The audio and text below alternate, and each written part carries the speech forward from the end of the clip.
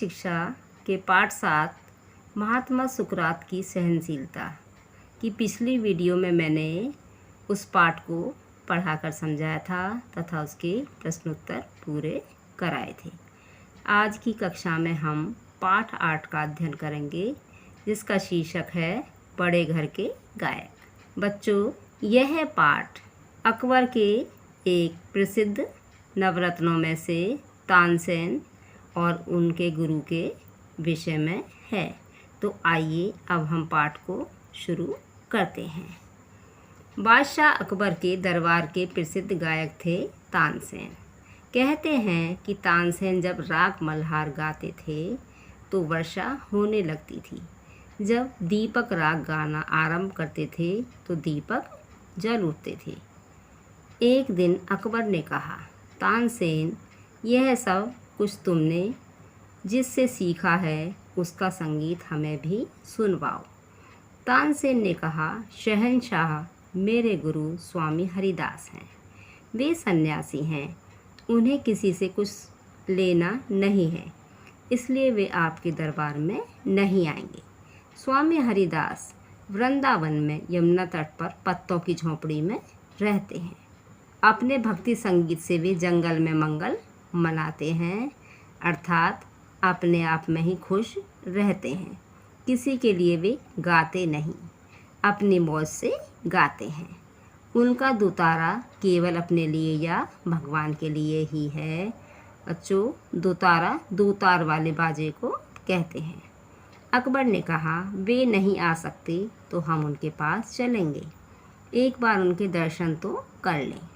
तानसेन बादशाह को लेकर वृंदावन के उस जंगल में गए जहाँ स्वामी हरिदास रहते थे।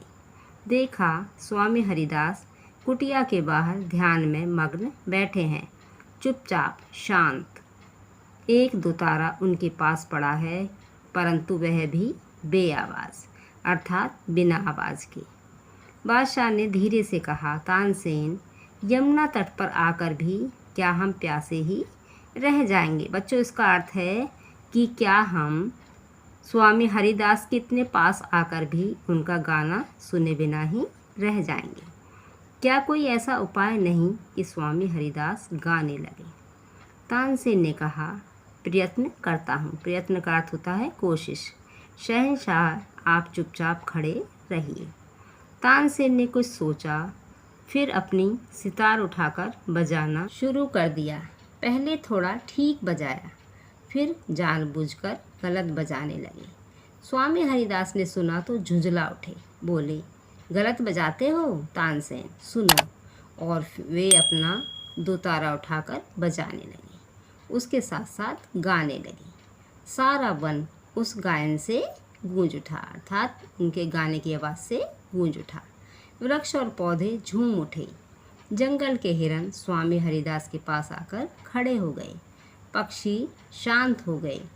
ऐसा प्रतीत होता था जैसे चलती हुई हवा भी ठहर गई हो। बादशाह मस्त हो गए। कितनी देर हो गई यह भी उन्हें पता नहीं रहा।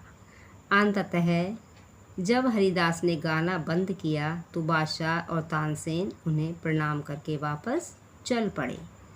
रास्ते भर बादशाह बोल नहीं सके। क्यों नहीं बोल सके?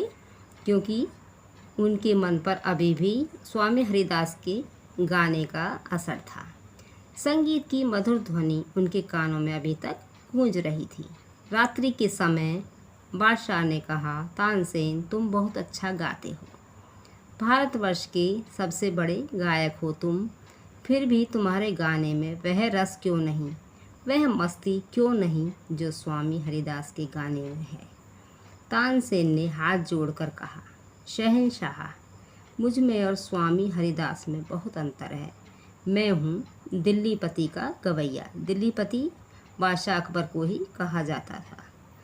गवैया गायक या गाने वाला। दिल्लीपति के लिए गाता हूँ। स्वामी हरिदास जगतपति के गायक हैं। जगतपति अर्थात ईश्वर के, उसके लिए गाते हैं जो करोड़ों दिल्लीपतियों का पति है। वे बड़े घर के ईश्वरीय दरबार के गायक हैं। मैं छोटे दरबार का गायक हूँ। अकबर ने सुना सोचा समझा और चुप हो गया। धीरे से उसने अपने मन में कहा, जो भगवान के गुण गाता है उसकी वाणी में रस होगा ही। अब देखिए, मैंने आपको पाठ पढ़ा दिया है। अब इसके अभ्यास कार्य अर्थात प्रश्नोत्तर तथा शब्दार्थ को पूरा करेंगे, जो कि मैंने आपको लिखकर बताए हैं। अभ्यास प्रश्नोत्तर। प्रश्न नंबर 1, तानसेन किसके दरबार के गायक थे? उत्तर, तानसेन बादशाह अकबर के दरबार के गायक थे। प्रश्न नंबर 2, तानसेन के गुरु का क्या नाम था? उत्तर, तानसेन के गुरु का नाम स्वामी हरिदास था। प्रश्न नंबर 3, तानसेन बादशाह को जंगल में क्यों ले गए? उत्तर, तानसेन अपने गुरु स्वामी हरिदास का गाना सुनवाने के लिए बादशाह अकबर को जंगल में ले गए। प्रश्न नंबर 4, स्वामी हरिदास से गाना सुनने के लिए तानसेन ने क्या चाल चली? उत्तर, स्वामी हरिदास से गाना सुनने के लिए तानसेन ने जानबूझकर सितार को गलत बजाना शुरू कर दिया। प्रश्न नंबर 5, स्वामी हरिदास का गाना सुनकर अकबर ने क्या कहा? उत्तर, स्वामी हरिदास का गाना सुनकर अकबर ने कहा, तानसेन तुम बहुत अच्छा गाते हो और भारतवर्ष के सबसे बड़े गायक हो, फिर भी तुम्हारे गाने में वह रस और मस्ती क्यों नहीं जो स्वामी हरिदास के गाने में है? प्रश्न नंबर 6, अकबर के प्रश्न का तानसेन ने क्या उत्तर दिया? उत्तर, अकबर के प्रश्न के उत्तर में तानसेन ने कहा, शहंशाह, मुझ में और स्वामी हरिदास में बहुत अंतर है। मैं दिल्लीपति अर्थात अकबर के दरबार का गवैया हूँ और उनके लिए गाता हूँ, इसलिए मेरे गाने में इतना रस नहीं है। स्वामी हरिदास जगतपति अर्थात ईश्वरीय दरबार के गायक हैं। मैं छोटे दरबार का गायक हूँ, इसलिए उनके गाने में मेरे गाने से अधिक रस है। प्रश्न नंबर 7, यमुना तट पर आकर भी क्या हम प्यासे ही जाएंगे? इन शब्दों का क्या अर्थ है? उत्तर, यमुना तट पर आकर भी क्या हम प्यासे ही जाएंगे?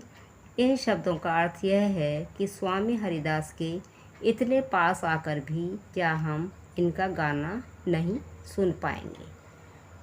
अब यहाँ पर मैंने शब्दों के अर्थ भी आपको लिखकर बताए हैं। यहाँ पर शब्द हैं और इधर अर्थ हैं। गायक का अर्थ है गवैया। दीपक राग, ऐसा राग जिस राग को गाने से दीपक जल उठते हैं। दुतारा, दो तार का बाजा। मग्न, तल्लीन। बेआवाज़, बिना आवाज़। प्रयत्न, कोशिश। गायन, गीत की मधुर आवाज़। अंततः, आखिर में। भारतवर्ष, भारत देश। दिल्लीपति, अकबर। जगतपति, संसार का स्वामी। ईश्वरीय, ईश्वर के। वाणी, आवाज़ या स्वर। और यहाँ पर इस पाठ का सुविचार है, सच्चा संगीत मन व आत्मा को प्रसन्न करता है।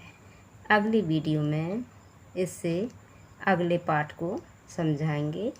धन्यवाद।